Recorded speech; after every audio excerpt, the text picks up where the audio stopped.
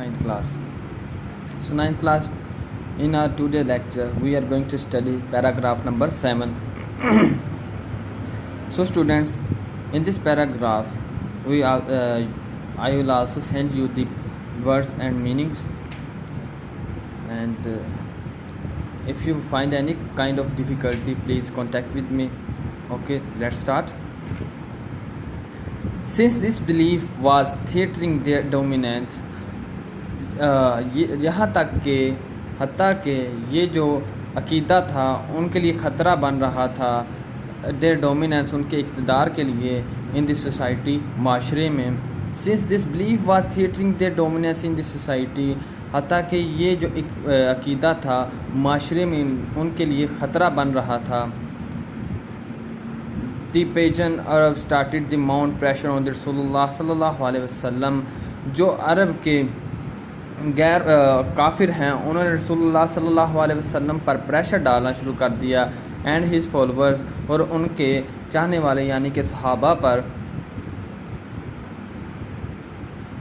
Since this belief was threatening their dominance in society, یہاں تک کہ یہ عقیدہ ان کے لیے معاشرے میں خطرہ پیدا کر رہا تھا. The pagan Arab started the mount pressure on the رسول اللہ صلی اللہ علیہ وسلم and his followers.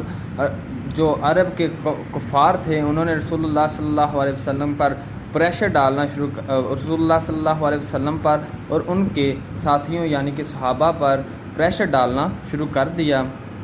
They wanted them to renounce their cause and take to idol worshipping. وہ چاہتے تھے کہ وہ اس اعلان سے دستبردار ہو جائیں، یا پھر اس مقصد سے جو ہے دستبردار ہو جائیں اور کیا کرنا شروع کر دیں، آئیڈل ورشپ، بتوں کی پوجا شروع کر دیں یا بت پرستی شروع کر دیں. They wanted them to renounce their cause and take idol worshipping. اور وہ چاہتے تھے کہ وہ اپنے اس مقصد کو چھوڑ کر بتوں کی پوجا کرنا شروع کر دیں.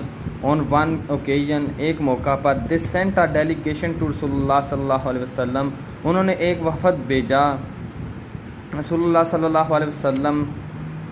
کائنڈ اینڈ کیئرنگ انکل، ان کے چاہنے والے اور پیار کرنے والے چچا ابو طالب کے پاس.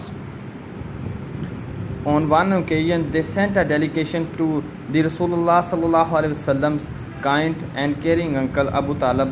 ایک موقع پر انہوں نے حضور صلی اللہ علیہ وسلم کے چاہنے والے اور ان کے مہربان چچا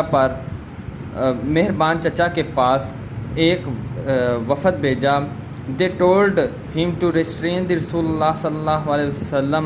انہوں نے کہا کہ حضور صلی اللہ علیہ وسلم کو باز رکھیں فرام پریچنگ اللہ المائٹی میسیج، اللہ کے پیغام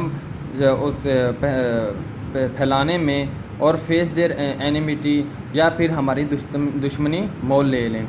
دے ٹولڈ ہیم ٹو ریسٹرین رسول اللہ صلی اللہ علیہ وسلم فرام پریچنگ اللہ المائٹیز میسیج اور face their enmity.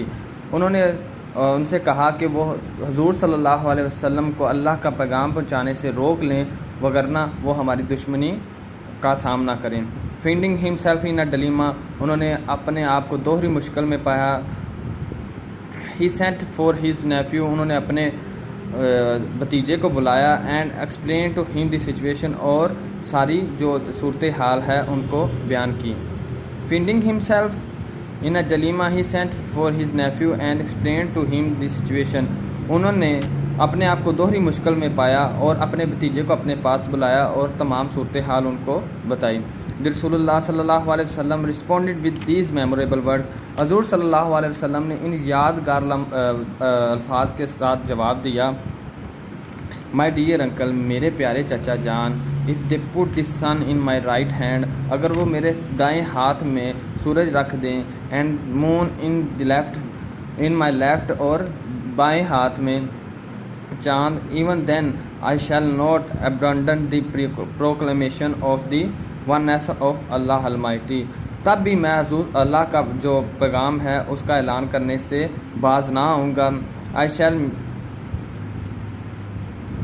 My dear uncle, if they put the sun in my right hand and the moon in my left, Even then I shall not abandon the proclamation of the oneness of Allah Almighty.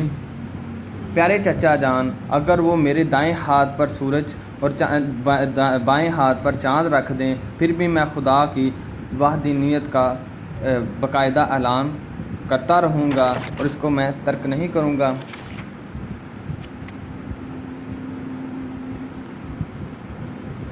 I shall set up the true faith. میں جو ہے ایک سچا جو ہے وہ ایمان قائم کروں گا، عقیدہ قائم کروں گا، دی ارتھ اور پیرش زمین پر، اور پیرش ان دی اٹیمپٹ، اور اس کی کوشش میں چاہے ہلاک ہو جاؤں۔ I shall not abandon the proclamation of the oneness of Allah. میں اس اعلان سے باز نہ باقاعدہ میں اللہ کے پیغام کی وحدانیت